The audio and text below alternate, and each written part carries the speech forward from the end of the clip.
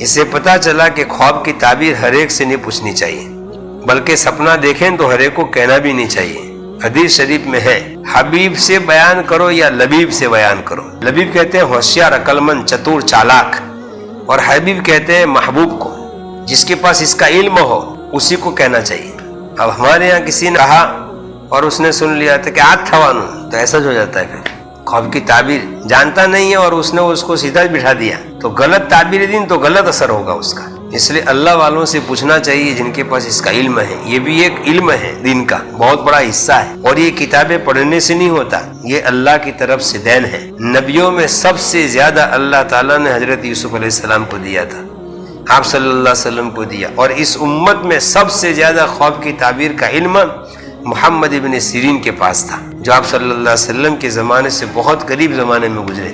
بہت زبردست تعبیر کا علم تھا ان کے پاس، ان کی کتاب بھی ہے۔ خواب سچا بھی ہوتا ہے، خواب جھوٹا بھی ہوتا ہے۔ خواب 3 قسم کا ہوتا ہے جس کو ہم سپنا کہتے ہیں۔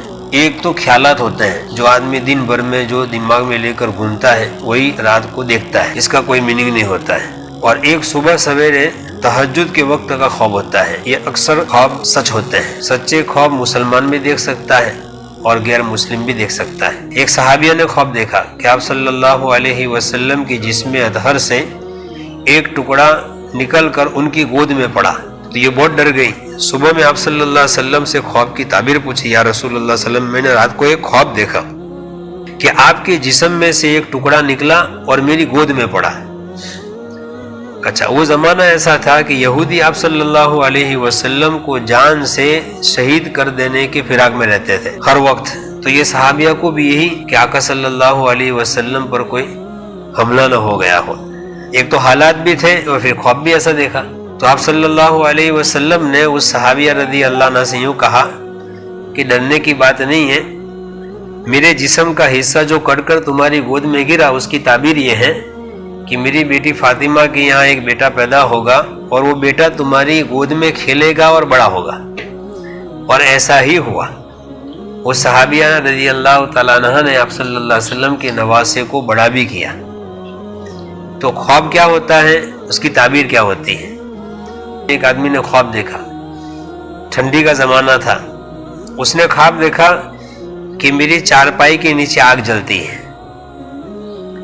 تو امام صاحب کے پاس آیا بھگا اور کہا کہ امام صاحب، میں نے رات میں سپنا دیکھا ہے کہ میری چارپائی کے نیچے آگ جل رہی ہے۔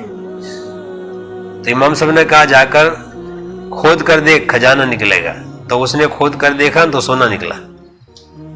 ایسا ہی خواب ایک آدمی نے پھر دیکھا، تو امام صاحب نے پوچھا کہ کون سی سیزن تھی، کہا گرمی کا زمانہ تھا، کہا گھر خالی کر دے، گھر گرے گا۔ اس نے گھر خالی کیا اور گھر گرا۔ تو خواب کی تعبیر میں ایک تو دن کو بڑا دخل ہوتا ہے، دن کون سا تھا، تاریخ کون سی تھی، اور اس میں اسلامی تاریخ، وقت کون سا تھا، یہ سب ٹھیک ٹھاک ہے، پھر بھی انسان بیمار تو نہیں تھا نا، یہ بھی ایک ہے، ورنہ بیمار آدمی بھی خواب دیکھتا ہے اور بہت کچھ دیکھ لیتا ہے خواب میں۔ کورونا کے زمانے میں لوگوں نے بھل بھلے خواب دیکھے، وہ کورونا تھا ہی ایسا، کوئی کام نہیں تھا تو سپنے کا ایک دھندا تھا، کوئی مارتے ہوئے دیکھتا ہے، کوئی مار کھاتے ہوئے دیکھتا ہے، کسی کو بھاگتے ہوئے دیکھ رہا ہے۔ تو ایک خواب ہوتا ہے پریشان پورے دن کے، ایک ٹینشن بھی ہوتا ہے آدمی کے سر پر۔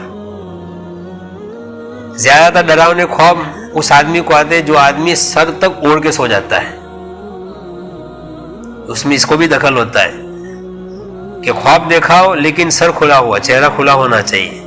جب آدمی پیر سے لے کر سر تک چادر تان کر سو جائے گا تو اس کا سانس باہر نہیں نکلے گا، تو وہ اندر ہی اندر رہے گا، تو وہ خیالات پکتے ہیں، تو وہ خیالات ہوتے ہیں، وہ سپنا نہیں ہوتا ہے۔ اس لیے خواب دیکھنے والے کو سب کچھ پوچھا جاتا ہے، اور خواب کی تعبیر ایرے خیرے کو نہیں پوچھنی چاہیے۔ حدیث شریف میں آپ صلی اللہ علیہ وسلم نے فرمایا خواب کا تذکرہ یا تو حبیب سے کرو یا تو لبیب سے کرو۔ حبیب کہتے ہیں گھاڑ دوست، اور لبیب کہتے ہیں ہوشیار، چتور، چالاک، جو خواب کی تعبیر جانتا ہو۔ یہ کسبی علم نہیں ہے، خواب کی تعبیر بتانا کسبی یعنی محنت سے آدمی حاصل نہیں کر سکتا اس کو، کتابیں پڑھ لے پھر خواب کی تعبیر بتانے بیٹھے تو ایسا نہیں ہوتا ہے، یہ وہبی ہوتا ہے، وہبی یعنی اللہ کی طرف سے دین ہوتی ہے۔